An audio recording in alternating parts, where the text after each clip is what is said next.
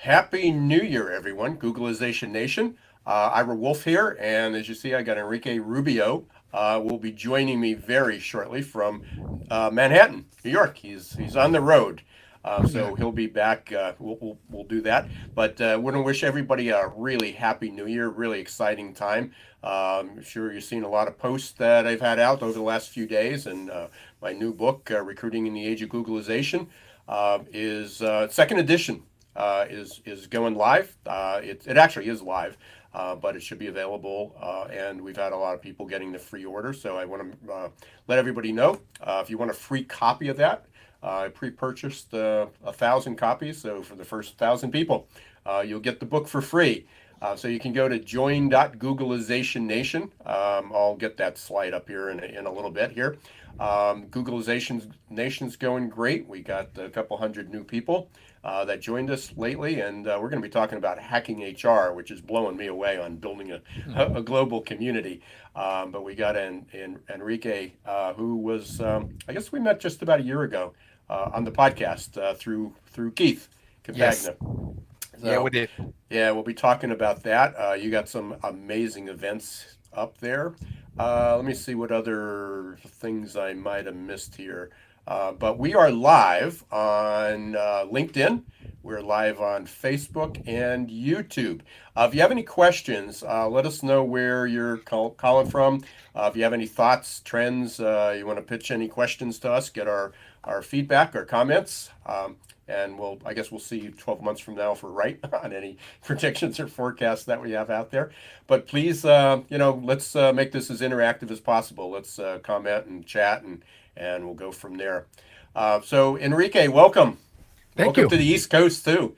You've Thank you. been on basically across the country. You've been traveling all over the place. Yeah. I have already crossed the country a couple of times. When I went from Washington D.C., I went to the Chicago, and then from there I went to the west. Down to Las Vegas, up to then I went up to Calgary, Vancouver, down back to San Diego. Then I drove from San Diego to Miami, where I visited my mom. I flew here to Manhattan, but I'm spending a couple of days in Manhattan, and then I'm flying back to Miami, and then driving back to San Diego. So Amazing. So, whoops, we lots of gotta. stuff going on. Hey, that's my voice. Yep. So I gotta let's see, turn my sound down here. One of the challenges we were talking about using StreamYard. One of the challenges is that a lot of the we'd like to look at the comments, and the comments don't come back through here. Yeah, So we're just trying to kind of keep an eye on any of the comments that are coming through. If anybody has any questions or anything, so if yeah. I'm looking away, I'm not ignoring you. I'm not checking my texts or responding to emails.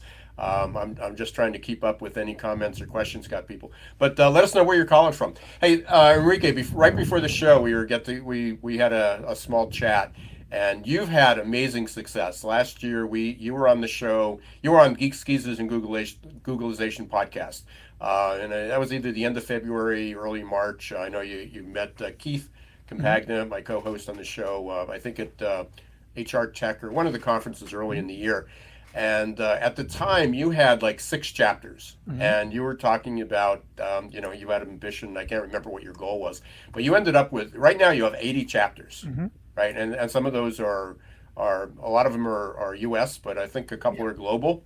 Yeah, So way much more than many more than that. We have a lot of chapters global, a lot of global chapters. Lagos, Kuala Lumpur, Singapore, Dubai, Jeddah in Saudi Arabia. We have Zurich. We have Sofia in Bulgaria. We have Zagreb. We have Paris. We have Helsinki. We have what else? Vienna, that they are having events coming up soon. We have London coming up soon with an event as well. So we are, in South America, we have Buenos Aires, we have Mexico City, we have Bajío, which is a region in Mexico. And so, yeah, so it's, we have a lot of chapters in the US. Well, it's a very significant sized country, but we have chapters in many different regions of the world. So it's been a very exciting opportunity, not only to create the chapters, but to hear from people that I wouldn't have heard from if it wasn't for Hacking HR. And that to me is the most exciting thing of all the things that I'm doing, to be able to have all these conversations with people from all over the world. Again, I don't. We were talking before is just keeping track of all the time zones when you have these. But you've had an amazing amount of events. So, and I've met so many good people. I mean, really, reach out. I have no idea how you get all these people to to to to share to give their time. Although they're in HR and it's about a community, but so many talented people that I try to take notes and I can't even keep up with everybody. And fortunately, they're always available on recording. But kind of walk me through the journey, or walk everybody who's listening that may not even be familiar with hacking HR. You've had two or three major events last year, all day events. Every hour or 2 hours, there's a panel of five people, 4 or 5 amazing people that are on there. Kind of give a little background. I mean, what's the gist? Why is everybody willing to? One is participate, start these chapters, um, contribute their time, sharing ideas. What's I know it's your passion, but what's behind? What do you think's behind the everybody else's motivation? Well, that's a great question, and I think it's a little bit about building community, and I think it's this need of to belong, and this idea to to partake in a community where people are together for the purpose of you know um, advancing the HR profession, creating a better workplace, creating a better future for humanity. So I think that we are all together in this very large purpose of I want our world to be better. I want HR to be better. Hey, what am Yeah. here I am. No, you're still there. You're still I'm there. I'm just here. I'm here. Oh, we have a chapter in Istanbul, in Turkey. Hey, somebody was connecting from Turkey in your Oh, chat. super. Excellent. We have a chapter in Outstanding. Istanbul. Cool. Yeah, we have Yeah, a chapter in excellent. Istanbul, and so I think people are united around what we're doing because we're doing it for the right reasons. So let me explain what that means. Yeah, I was going to say, what are the right reasons? Advancing HR to create a better workplace, which in return will create a better world.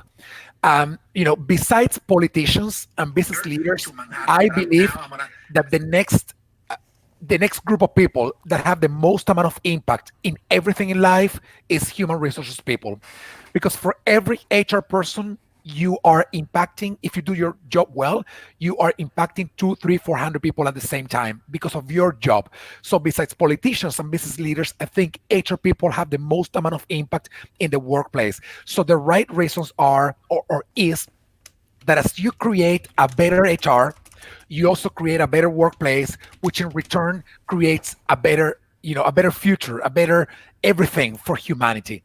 And I think people, both either speakers or participants, sponsors, they see that in the work that we're doing. They see that we have this purpose and we have this mission. We're not doing this for the money, because otherwise the things that I'm doing wouldn't be for free. I mean, they are, and 99.9% of them are all for free. And I think people are thinking, well, these guys are doing it really to advance HR. I'm not an HR consultant, so I'm not selling any services. So it's like, this guy is not a consultant. He's putting all these events together. The people that are coming in, they are not selling or pitching ideas or pitching services. They are talking about important stuff. So to me, that is the right thing why we do what we do. And there are other communities out there. Some of them put together events either to sell services, which is okay. I don't complain about that. I Right, don't right. judge them, but that's what they do. Some others are, put together some events and they make a heck of a ton of money out of the event, and it's okay. I'm not complaining about that either. I'm just saying that our vision of what we want to do with hacking HR is different, and we want to leave a legacy. We want to create an impact. We want to change the way HR is perceived and the way HR works, and we want to create a better HR to create a better workplace, to have better humanity, or better human, and a future for humanity. Right, and so there's so many topics within that, because I know you had a few sessions at one of the online conferences that talked about artificial intelligence Yeah. and about humanity, and we were talking right before about AI and technology, and you say, despite the fact that that it's like humans will be out of a job. We're still worried about pressing the button and it works. So even, when I go to live, it's like, okay, we've got us two humans and here we are just chatting, and trying to learn about this. And we depend on the technology to make all this happen. But we're still questioning whether when we hit live it goes there, or when we hit Mhm. this button to start or submit or do something, that it still works. So we have a lot of work to do, and again, the threats of people losing their jobs is, it's true. Their jobs will be changed, and I Yeah, think everybody agrees with that. I don't think there's if anybody thinks that they're safe in their job for the next 10 years because a machine won't take the job, they're in trouble, because the skills that are going to be required to be able to do the jobs is going to be dramatically different. I know you yeah, talk a lot about that.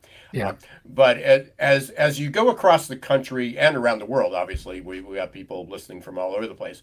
What are some of the common themes that are there? Because I still hear this. I still, when somebody calls me for help, whether it's about a pre-employment test, whether it's about, we can't find enough people, recruitment, retention, engagement, whatever the challenge is, it's still amazes me that people will say, well, just want to let you know we're small, or I just want to let you know that we're not in the city, or I just want to let you know that we don't have a full-time HR department, or I just everybody has all these excuses like that, that they get out a get out of jail free card, Hmm. by doing that. So you're dealing with people around the world. Yeah. What are some of the common themes or challenges that you see, regardless of industry, region, size of the company? I'm gonna step back a little bit and say a couple of things about what I have observed in Please do. HR. Yeah. The first thing that I have observed in and noticed in my conversations with people from HR, from all over the world, is that there is an increased sense of awareness of where we are as a function, right? And what that means is that we know as HR that what brought us here as a function will not take us there. And what that means is that we what we do, we will continue to do, but we need a new set of capabilities to deliver value to people and organizations for them to be able to remain relevant. So that is one common thing that I've noticed. People are becoming more aware that they are not safe as long as they continue to be doing the same things that they have always done. They need to increase their level of capabilities. And awareness, in my view, is the very first step to change. The second thing that I've noticed is an increased level of willingness to change, an increased level of willingness to do what's needed to be done in order for HR to catch up with all the things that are happening, and truly deliver value and become a valuable function. So these two things, becoming aware or increasing our awareness level and increasing our willingness level to change, I think the combination of these two things is incredibly powerful for the transformation of HR. So now the common thread here is that a lot of people still are lacking the tools that connect this lack of this awareness with this willingness to change. But what is it that we need in order to change? What is it that we need to deliver more value? What is it that we need to do in order to remain relevant? What are the capabilities that we don't have? And this is when things get a little bit more tricky, because it's very country or region, varying, so to speak, right? If you go to San Francisco, for example, they have high level of technical expertise, but they have struggled with all things related to employee experience or diversity and inclusion, and we know that for a fact. But maybe you go to other countries or other regions where maybe they are far advanced in what it means to be a diverse organization providing the best employee experience, but they lack the skills to provide the bridge with technology in order to become more efficient and optimize the HR function. So to me, the common threats are: number one, this increased level of awareness that we cannot do what we have done in order to deliver value in this new reality of work. And the second common thing that I've observed and noticed is that people in HR are becoming more willing to say, all right, I know that the things that I've done are not enough anymore, and I need to do new things. What are those new things now? And that's what we're doing with Hacking HR. We're providing those tools, the information, the content, the knowledge that is needed in order to, not only be aware and willing to change, but to actually change. Is there a commonality? I mean, have you seen? Um, we talk about that there's a greater awareness that we need to change and people are willing. I mean, is there a do you see something that is kind of a number one theme that people are moving toward? And again, I know AI and technology is thrown out there as buzzwords, but is there something specific that you're seeing in common? Yeah, absolutely. Of course, technology being one of them. And what actually concerns me is that technology is becoming kind of the first one, and it should not be the first one. There's gotta be a different thinking in Right. here. And for your listeners, I encourage you not to think about the transformation of HR about as in technological transformation. I encourage you to think about the transformation of HR as in what do we need to do to deliver more value, and how we incorporate technology as a tool to help us deliver that value. Technology is part of your strategy, but it's not your strategy. Your Okay. strategy should be something else. So, and I observed this with concern, that we're only talking about technology and it's not enough. So technology, of course, is one of the main things that I've observed, as a common theme. Of course, employee experience is another common theme. Diversity, inclusion, equity, and belonging is another common theme that is being talked more, even though it's not a new thing. And then you have tools like agility or design thinking that are becoming more and more mainstream in the work of HR, because, well, we never used them before, and they are not new in the world, but they are new for HR. So, but in terms of HR, I think it's technology, it's employee experience, it's diversity and inclusion, and some tools Yeah. that So, are so important as too. you so as you're saying that, and I guess one of the challenges I have, I mean, you and I, we love learning, and a lot of people in this community are probably in the same boat. Your community and mine. I mean, people want to know, they want to collaborate, they want to share. We're all in the same boat together. But I mean, each of those is a major initiative, a major Yeah. transformation. And to the point where it's not just transforming or changing or evolving, it's disrupting a lot of norms that are Mhm. out there. So we talk about diversity and inclusion, we talk about technology, we talk about automation, we talk about employee experience, or we're an area that I focus on a lot is candidate experience. Each of those as a individual strategy is massive Mhm. if you're going to do it right. And Yeah. yet we're talking about doing all these things simultaneously Yeah. because we have to. Yeah. I don't even know where to go with that question. I don't know what the question is behind that. But other than, are you seeing that? I mean, are we just talking about it without moving the ball forward? I think we are talking about it, which is important to talk about No, it. we absolutely have to talk about Yeah, we have to talk about it. I think we are slowly moving there. And like there's friction to make things happen, but it. once we break that friction, that inertia that has kept us in the very stagnant, so to speak, I think we're going to be able to move a little bit faster. But if you think about it, there's the curve of exponential change in technology, Hmm. and there is a very linear, maybe a slightly upward slope curve of human and organizational change. It's going to be impossible. It doesn't matter how many people you have in HR.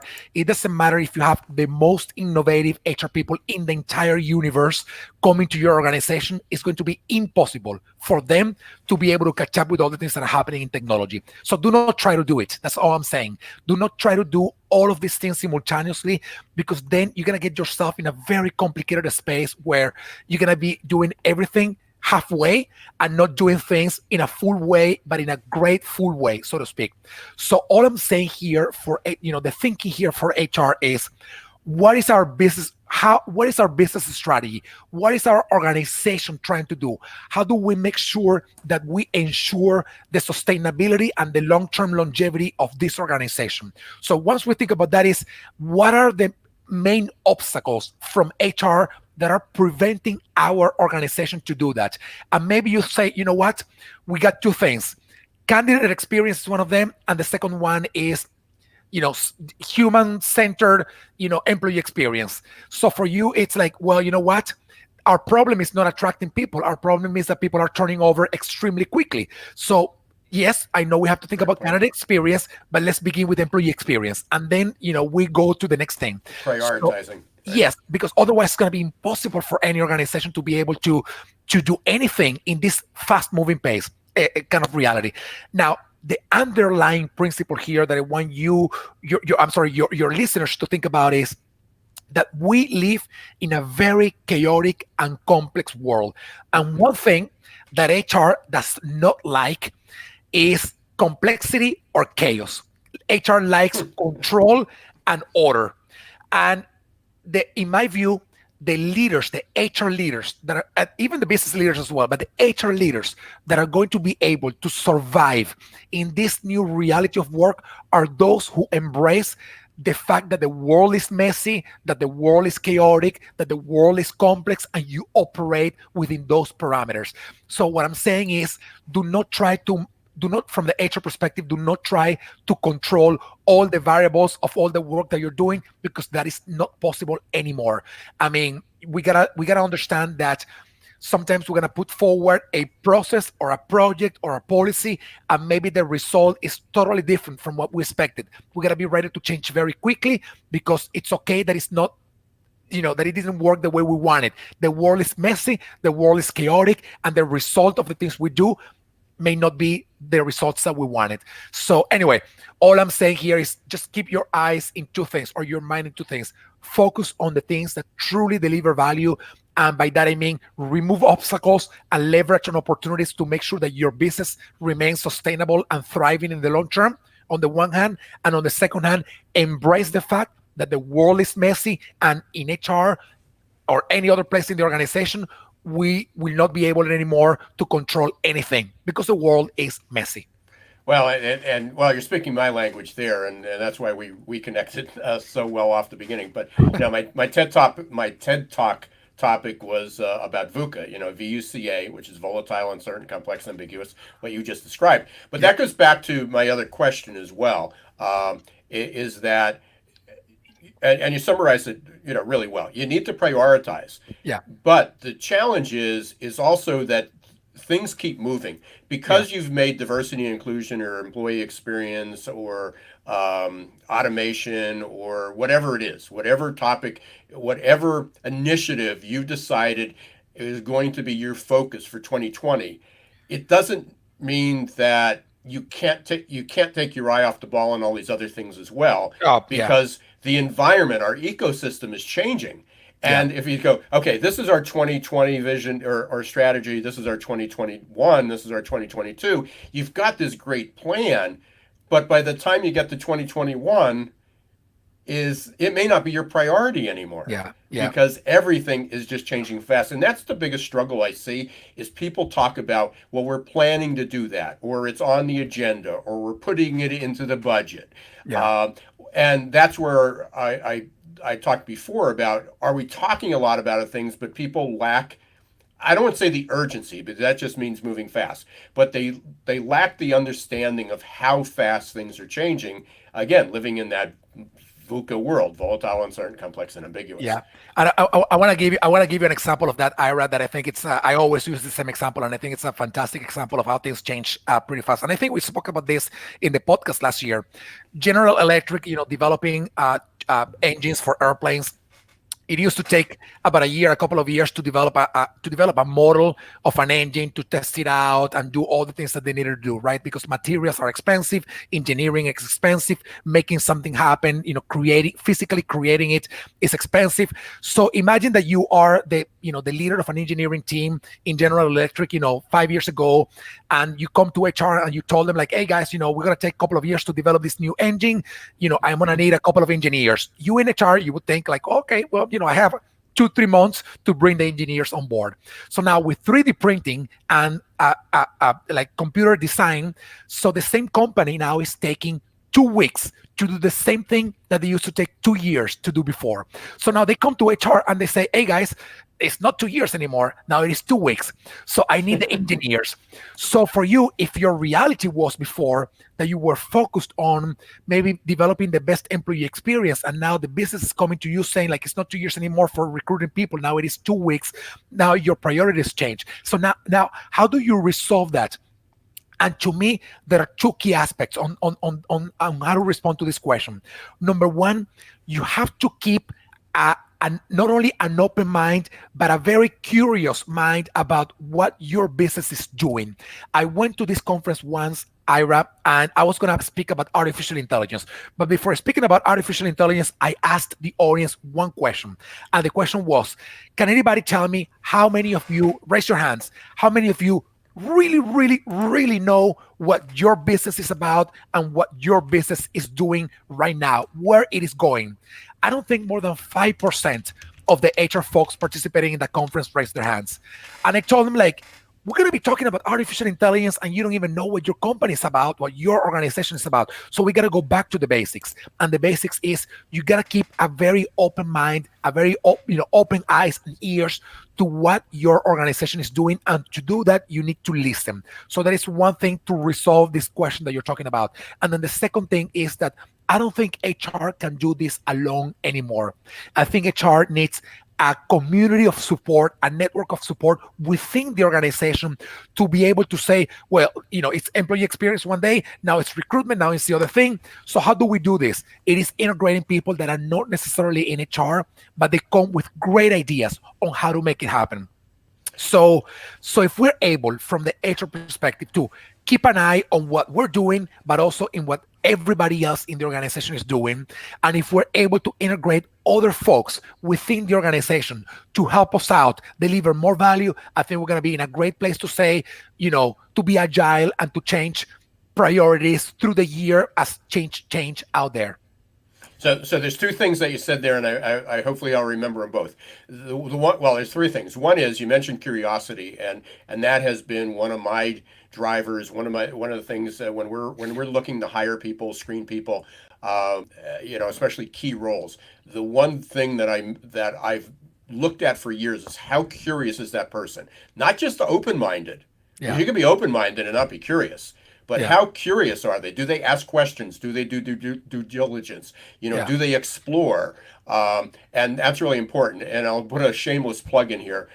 We've actually have an assessment. It's for the Curiosity Code Index. Dr. Diane Hamilton created a nice partnership with her last year. And it actually looks at if you look at everybody as curious, then the back end of that is why aren't we all curious? And we are all curious. There's just things holding us back. So it's a really easy online assessment. If anybody's interested, just go up to the website Success Performance Solutions and look for that, or you can type in CCI and it'll come up. So thanks for that. The other thing is you know that in 2015, Michael Dell, who is one of the most visionary thinkers in the world, in one event by PwC, he was asked, the question was, what do you, like, to Michael Dell, what do you think is the most important skill that the CEOs of the future need to have? He said, he didn't hesitate. He said right away, curiosity. Because what happens today is that for the questions that have already been asked before, you go to Google and Google has the answer. What color is the sky? Well, blue. How far is the moon? Well, 250,000 miles. How long does it take for the light of the sun to come to the earth? These were the questions that people 500 years ago asked and they didn't have the answer. So what are the questions today that we don't have an answer for, that we need to be asking to unveil more innovation and more opportunities for our business? And for HR, this is critical. Because once again, we think in HR that we know the answer to the people problems that we have. It's like, well, we are in HR and we know what to do. This is what we studied. I'm certified, to do this. It's not enough anymore, right? So we gotta ask questions. We gotta be curious, and to do that, well, we need to be, going around the organization and finding out what's going on. Yeah, and, when I was doing my master's, and it's been a while, but there was a book that was written, and it just had come out, and it was about the decision making process, and it broke it down. And I actually kind of refound the book when I was writing my book, Recruiting in the Age of Googlization. And there's a chapter in on that, and it's like, what are the steps you go through? But one of the things that comes up with this is that we ask, what do we need to know? And the question that somebody who's highly curious or we should be asking is what should we be asking that we don't know, or what don't we know that we should be asking? It's sort of it's a spin on that, because we say, okay, what other pieces of information are we missing here? And the one thing is what don't we even know that we're not asking? And I know that's a double negative, because It's allowed that's here. yeah, but that's the world, that's the future. I Well, mean, and that's what I love about what you've done with Hacking HR and a lot of these conferences is listening to some of these people. It's like I didn't even think of asking that question. So if I don't ask it, I'm not looking for the answer. yeah, but you know what happens? I read you are absolutely spot on with that. Many years ago, I went to a conference with who at the time was my boss, and the conference was amazing. And the speaker asked if anybody had a question, and I stood up and I asked a question that my boss did not like. And then when I came back to the office, he called me to his office. This was the president of the company, and he said, "How dare you ask that question? Like, I didn't bring you to that conference to be asking questions." So it was a very terrible example, or like story, right? But what I'm saying is that it's not only from the individual perspective, being curious is fantastic, but it's not enough. The organization has to be ready to deal with curious people, because curious people are usually rebels. They're usually misfits. They're usually the kind of people that are like It's us. It's you and it's me. us. It's the kind of people that are like, they are told to do something and they're like, why? You're like a child, right? Like, why? Because of this, but why? So that creates uh, pressure on the company to say, how do we continue operating? Because we have to operate and make money or create an impact if we're a nonprofit. But at the same time, we have to be open to people who come to us and challenge the way we do things. If we are not open to them and we do not tell them, hey guys, come here and challenge our operation. That's what the Japanese have done for years. And that's why they are so advanced in everything they do. Because for them, it is like, if you see a problem in what we're doing, come here and challenge. But don't just come with a problem. Just also come with ideas and questions and whatnot. But challenge the way things are, because otherwise we will never unveil possible innovations or opportunities. So, and you brought up a great example, and we're actually, we said we're going to try to keep it about 30 minutes. We've gone a little bit over, so You and but I we can we, do we, cannot we do can go that. forever. Yeah, we can go forever. But one of the things, my last guest of last year on the live stream was Charlene Lee. And she has a new book called The Disruption Mindset. I don't know if you've seen that on my feed or whatever, Yeah. but I would absolutely, and I don't know if you're familiar with Charlene, but she's been around for years, an analyst, used to work, well, she had a company, Altimeter. But the new book's great. But there was one line in there that she had that just, to me, summarizes everything. Is that we talk about evolution, we talk about revolution, we talk about transformation, we talk about digital transformation, and the challenge, if you look at it, is if your company wants to grow, it doesn't need to just transform, it needs to disrupt. Mm. Because one is it's the speed, but whatever it is that you were doing 10 years ago or 20 years ago, whatever legacy system you have in place is going to be impacted in the near future. So the challenge is that digital transformation, which is what we're talking about with technology and automation and AI and everything, digital transformation is part of it, but it may not be enough to help you grow. You need to have a disruptive transformation, Yeah. and maybe our time has come, Enrique, where people said, "Oh, you're so negative. Oh, why do you have to make so? Why does things have to be done so fast? Or things are working, things are working really well, and I don't think we have to worry about that." And here we're saying, "Yeah, you do. Yeah, You you do. do, and you need to do it now. So I would highly recommend, picking up the book Disruptive Mindset, or Yeah. read, listen to it or another plug, next week on our podcast, Geeks, Geezers, and Googlization, Charlene's our guest Oh, again, and we're fantastic. going to be talking a little bit more about it. So you'll Actually, see a yeah. lot more of that on our feeds. But I yeah, I if think if the company wants to grow, you got to be disruptive. the late former CEO of Accenture, Pierre Nanterme, he said that digital is the main reason why half of the Fortune 500 companies have disappeared or merged since the year 2000. Now, the second part of that thing that he didn't say, but he should have said was, or maybe he said it, and like it was totally out of context that we are taking that quote from. It is that digital transformation is the main reason, but it's not the only reason. There are Hmm. many other things that are taking companies out of business. I mean, startups, right? Like you see a lot of technology startups going out of business. Like every day they're dying, and it's not because of the lack of technology; it's because of some other things. And I think that if we do not embrace the idea that the changes are go beyond technology, it goes also in the mindset. We're gonna have a hard awakening, right? And the hard awakening will be like one day we're gonna come to our organization and we're gonna be told like, oh, you know what? Now we are competing with this other company that not only leverages on technology, but is the best employee experience company that there is.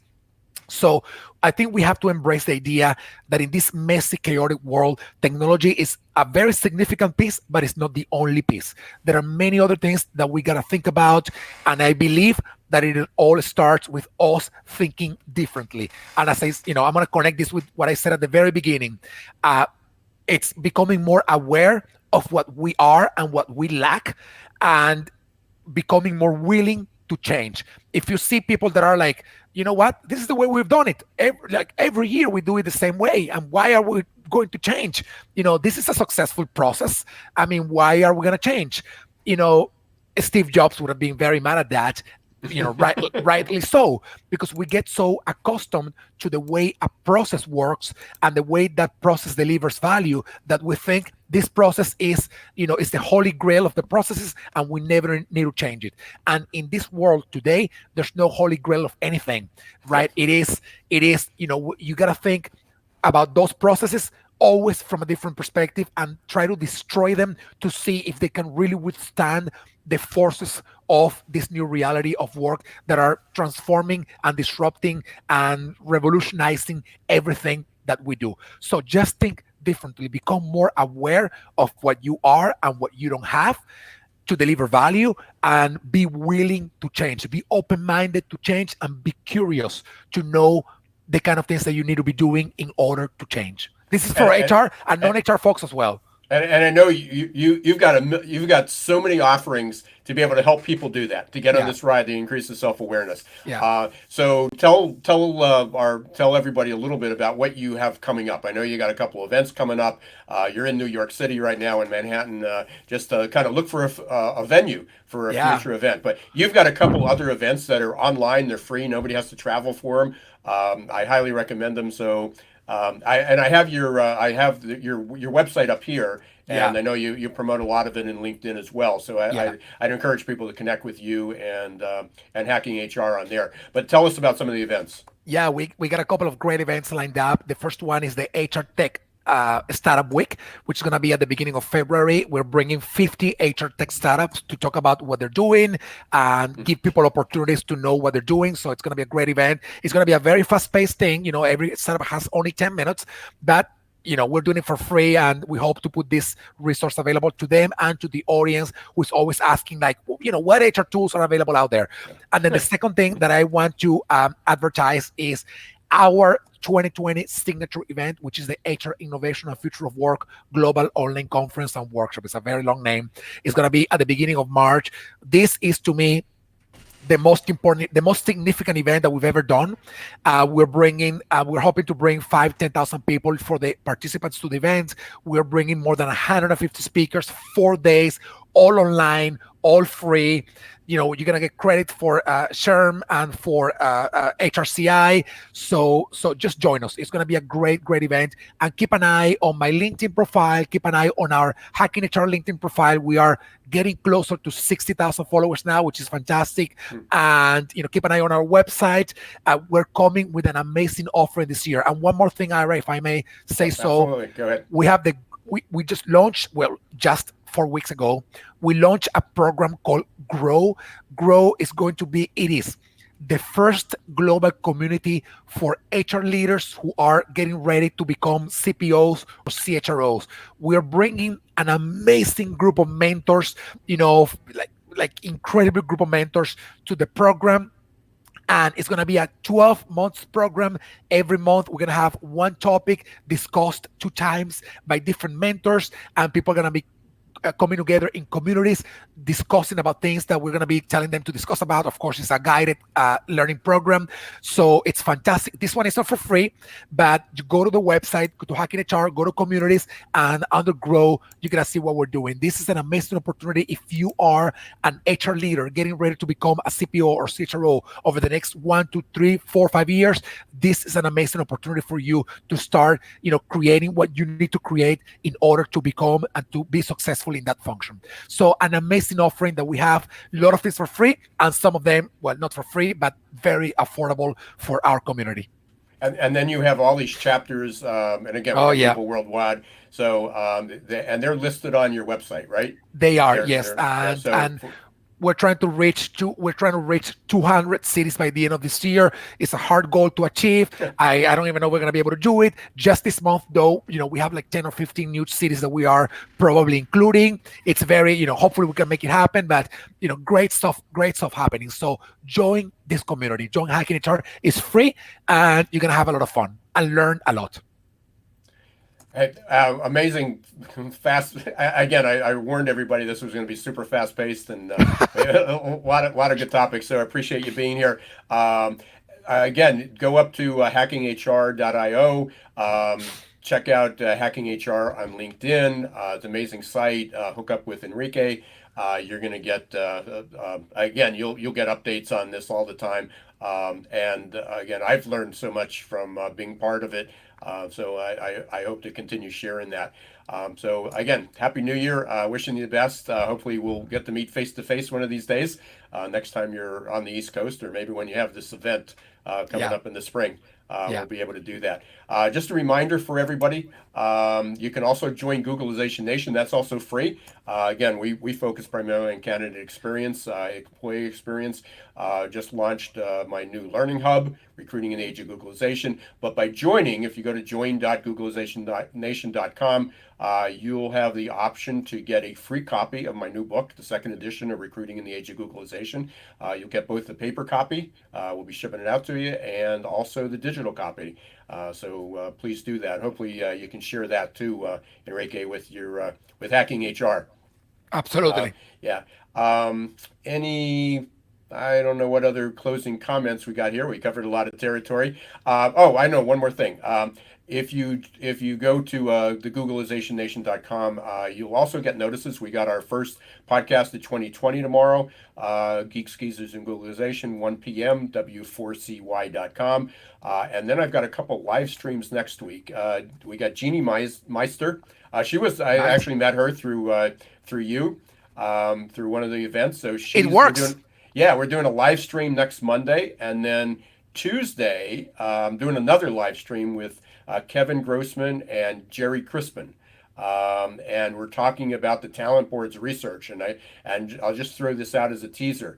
Despite everything you and I talked about today about the need for transformation, improvement, and experience, in candidate resentment last year, candidate resentment went up 40% in Wow. 2019.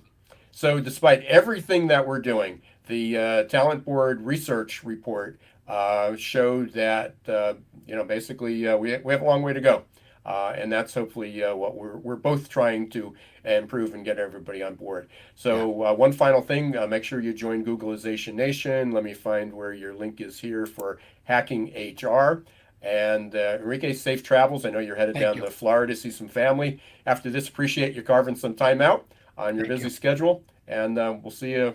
We'll see you next time. Soon. See ya. Thank you so much, Ira. Thank you. Thank you, Thanks. everybody. Bye.